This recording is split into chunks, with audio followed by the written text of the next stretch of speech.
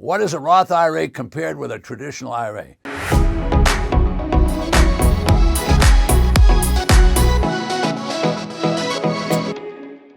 Hi, welcome back. I'm Ted Thomas. Everyone's anxious to retire. Well, I certainly understand that. So let's see if we can accelerate your retirement. Now, how are we going to do that? Well, I'm going to go into the difference between a Roth IRA and a traditional IRA, and we'll compare those two, and you'll see how you can make a handful of money. I've been doing this for a number of years, so I have some explanations that I'm going to add into this so you can learn how to do tax lien certificates, also tax defaulted property. Now, I have some students that have made an absolute bundle of money by using IRA accounts. Now, there's a traditional IRA and there's also a Roth IRA. I'm going to cover both of those. I'm also going to teach you safe, secure tax lien certificates, and I'm going to teach you how to get properties in a Roth IRA that you're going to buy at tax defaulted auctions for 10 and 20 cents on the dollar. Now, stakes are made at auctions. Now, one of the big mistakes that's made at auctions, well, why don't I give you both of those? I'm going to give you two big mistakes that made at auction. I don't have time right now, but I'll come right back, but I'll do it on this video before we're finished. Well, first of all, I'm going to start with the tax liens and tax deeds. Now, this is a business that's controlled by the government. Okay, the government controls so that you're going to be able to make money. It's predictable, certain, and secure if you buy tax certificates. If you buy tax defaulted property, those properties have been confiscated by a local treasurer, and they're putting them out into the marketplace so they can sell them and get money for the county, all right? Now, investors are guaranteed rates of return when you buy a tax lien certificate. When you buy a tax defaulted property, you're buying a property for 10, 20, or 30 cents on the dollar. All right, so before I go further, I'm not a broker, I'm not a CPA, I'm not an attorney, but what I am is I'm just an interested buyer of tax lien certificates, and I learned what I'm going to teach you in the trenches doing all this. This is a solid investment that was created by the legislature. All right, so we got a solid investment, tax liens and deeds, and now we're going to convert to what we're going to do with a Roth IRA or a traditional IRA. So I suggest if you're going to use a traditional IRA, that means that you're going to take a tax deduction, use the money that you deducted from your taxes, and put it into your IRA. Now, if that's a traditional IRA, you can buy tax liens or you can buy tax deeds. All right, but the account has to build up. So if you're just starting out, your tax liens are going to be your best buy. Now, if you've been doing this for a while and you have a lot of money in there, I'm going to suggest you start thinking about a Roth IRA. All right, so the traditional IRA, when you buy something, it's a tax deduction. All right, any growth within your account, any growth within an individual retirement account, which is a traditional one, any growth is not taxable until you take it out. So that's one kind of IRA. On the other side, there's a Roth IRA. Now, the Roth IRA is going to buy at tax defaulted auctions. Now, why did I say that? Because there's probably more money in the Roth IRA.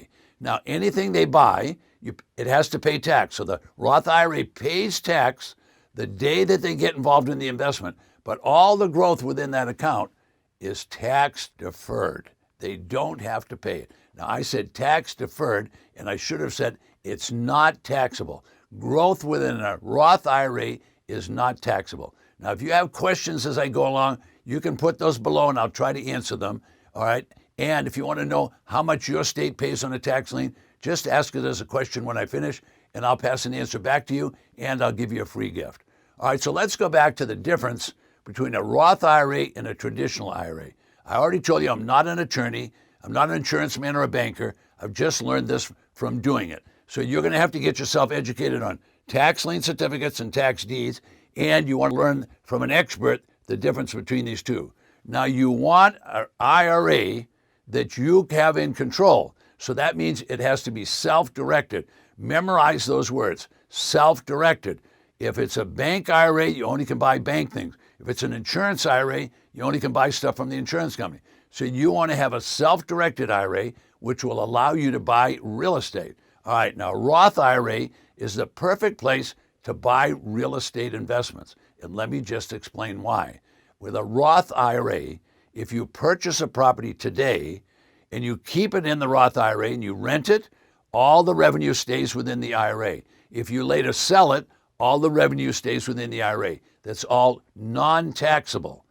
Whereas on a Traditional IRA, anything that's in the account, the tax is only deferred. You will have to pay tax later. So there's a huge difference between the two. All right, so let's go back and review a little bit before I give you an example. Okay, step number one, traditional IRA. Most people take a tax deduction from their regular earnings, put the money into the IRA. Now that IRA can buy tax liens or it can buy tax deeds. All right, any growth within the account is tax deferred. All right, now compare that with a Roth IRA. A Roth IRA, you can buy tax liens or you can buy tax deeds. All right, if you buy either one of those and it has growth, which it will, all right, all that growth is non-taxable. Non-taxable. You only pay a tax when you get into the investment. All right, so now let me give you an example of how good that is. So my client has a Roth IRA. They decide to buy a property at the auction.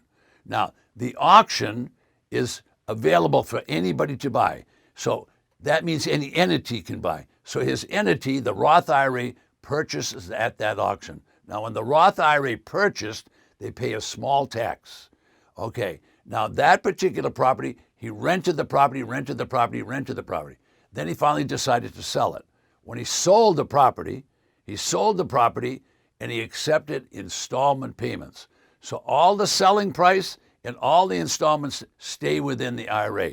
Now, this is a powerful way to make money, probably the best way to make money that you'll ever get involved in. Because first of all, you're going to buy bargain properties at the auction, or you're going to buy tax liens, which will give you a guaranteed rate of return. Now you've got it in a government-controlled entity. The Congress approved this. You don't have to pay taxes. What better way to make money? So I'm going to answer a couple of questions, and then we'll go to get you a free gift. If no one bids on a property at auction, okay, that's a common question, so we should talk about that. So if no one bids at the auction, the county now is in trouble. So what are they going to do with this property? Well, they might try to sell it at another auction. If they can't sell it at another auction, they'll put it on what I'm going to call a leftovers lands list, a surplus land list. Some counties call it a scavenger list. Some counties call it a forfeited lands commission list. They will put it on that list. Those properties can be purchased over the counter. Okay, the question is, how come I've never heard about tax lien certificates? Well, first of all, I need to tell you, tax liens and tax defaulted properties have been around for 200 years. This is a program that was created by the states in cooperation with the counties. And what they do is they got together and they said to the county, look, you've got to levy taxes, collect taxes, and if you don't, you got to sell the property. So this has been around for a long time. The challenge is most people don't study the county records, and local brokers aren't going to tell you about it because they want to sell you real estate. Attorneys won't tell you about it because they bill you by the hour, and they don't want to talk about tax liens and deeds. And so you're not going to learn about it. So brokers aren't going to tell you, financial planners aren't going to tell you, and investment advisors. None of those people can make a commission, so why would they tell you? All of these people work for fees. All right, so am I now bad-mouthing brokers and bankers and all? I'm not bad-mouthing any of them. I'm just telling you the real world is none of those people will tell you about tax liens or deeds because they don't get paid for telling you. A stockbroker will tell you about every stock you want to know about, but they get paid a commission when you buy the stock. In this country, it survives on commissions. So I'm an educator. I don't care who you buy it from. I want you to buy it from the county. I want you to put it in an IRA. Why do I want you to do that? Because you're going to make more money. So I'm an educator to teach you how to do it. Okay, so let's talk about those two big mistakes. Number one, people show up at the auction and they right away start bidding. They're really excited, so they want to get going. You don't want to bid at an auction if you haven't seen the property. Why?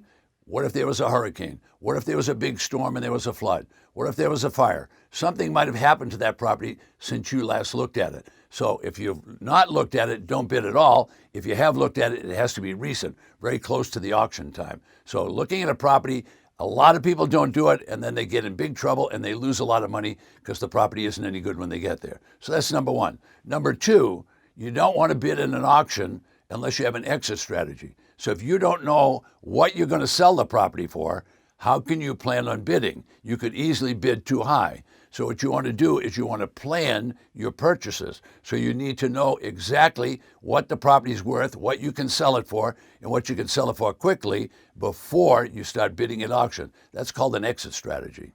All right, folks, if you learned a lot in these lessons, we have a lot more for you, and all you have to do is join my community. Now, I have a gift for you if you do join the community, and all you have to do is go below me, but the gift is a quick start. Now, what does quick start mean? It's just a short course that's online that you can start right away learning about tax liens and deeds. The first part of the quick start is about tax lien certificate. The second part is all about tax deeds. You can learn both of those, and you can do that. Just go below me. It's a free course. It's my gift to you.